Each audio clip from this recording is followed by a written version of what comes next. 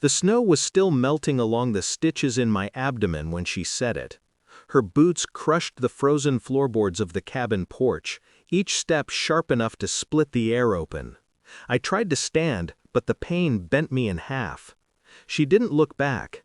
"There's firewood and food for 2 weeks," she said, tossing a single blanket onto the chair like she was feeding a stray dog. "I'm going to the Maldives with my boyfriend. And I'll take all your savings with me." She said it gently, soft voice, sharp intent. The kind of softness you'd use to tuck a child in before abandoning them. Then she plucked my phone from my table and dropped it into her bag. "Oh," she added, opening the cabin door with her hip, "I also changed the locks on your apartment."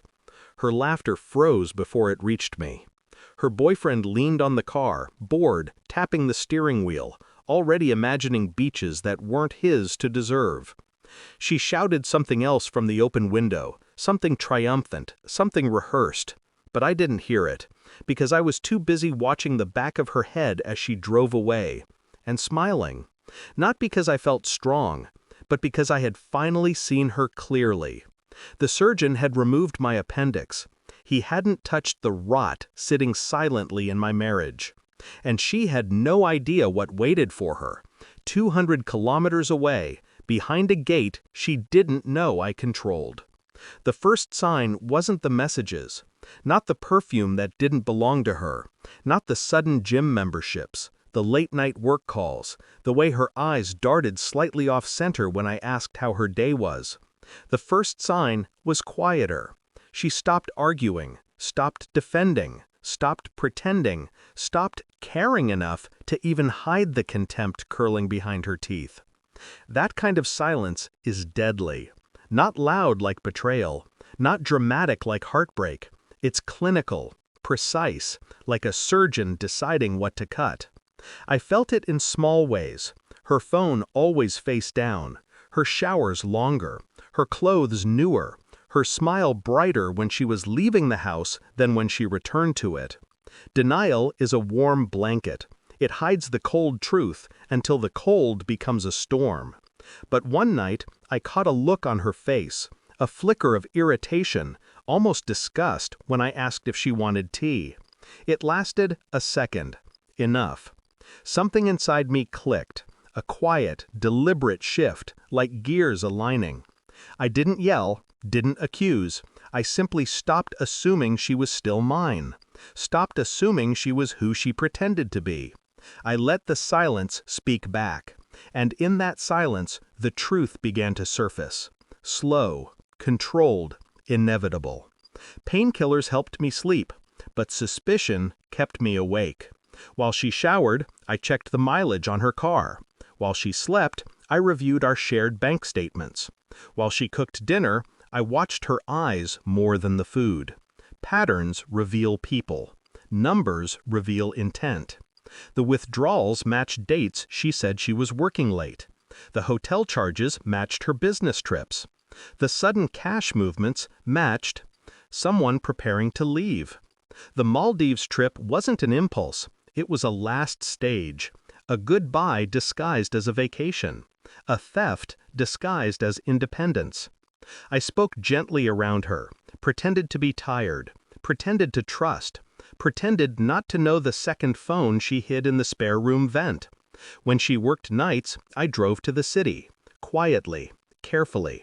I visited the airport, the bank, the places where truth leaves fingerprints if you know where to look. I didn't want drama. I wanted evidence. Not to destroy her, to understand her. And then I found it. A booking confirmation in her email. 2 names, 1 destination, and a timestamp perfectly aligned with the stolen money.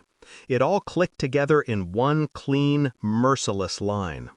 By the time she dropped me at the cabin after surgery, the plan was complete. She thought she was abandoning me. She didn't realize I had already walked away. The hospital staples still pulled at my skin when I opened the envelope.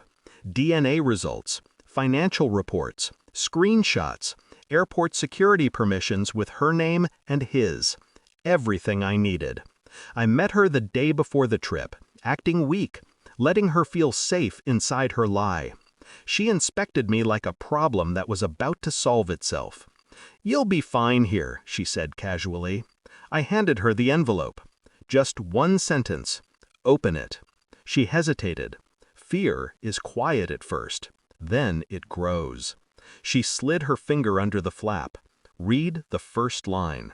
And froze. Her face collapsed in on itself, the way buildings fall inward during controlled demolition. "What?" she whispered. I didn't answer. The truth didn't need my voice. She flipped page after page. Cheating, the money transfers, the airport alert I set under her passport number. Her knees buckled slightly. You knew?" I nodded once.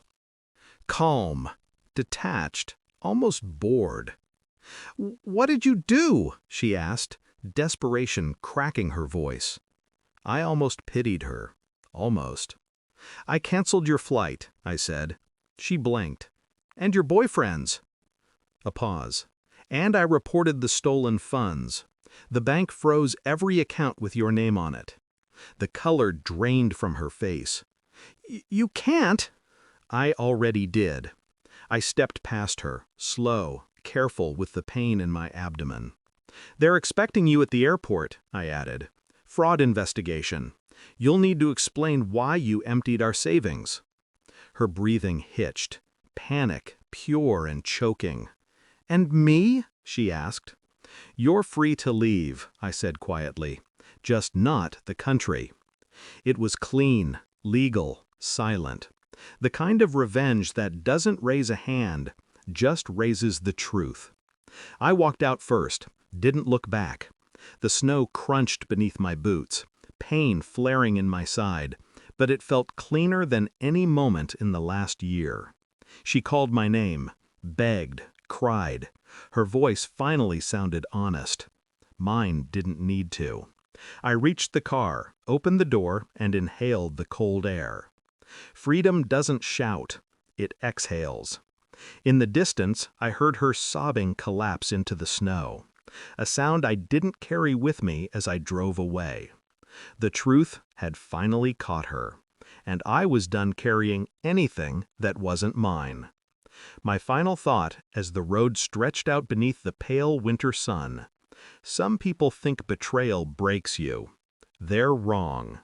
It reveals who was already broken.